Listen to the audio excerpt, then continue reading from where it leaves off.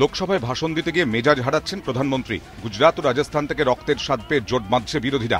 সেই সময় এ রাজ্যে বিধানসভায় কেন্দ্রের বিরুদ্ধে বঞ্চনার প্রস্তাব শাসক দলের।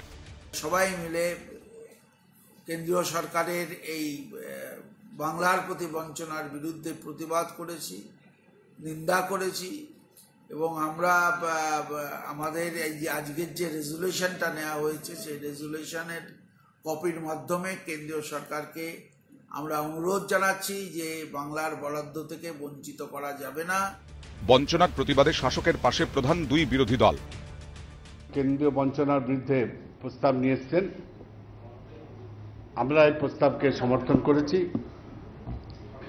আমাদের কিছু টেকনিক্যাল হয়তো কিছু ছিল, মন্তব্য ছিল, সেটা নিয়ে আমরা টেকনিক্যাল ইস্যু তুলে আমাদের যে মূল উদ্দেশ্য সেটাকে ব্যাহত করতে চাইনি।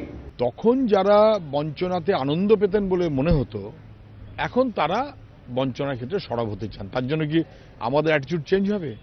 আমরা নীতিগত প্রশ্নে যুক্তরাষ্ট্রীয় কাঠামো এবং তার অধিকার এর প্রশ্নে সরব।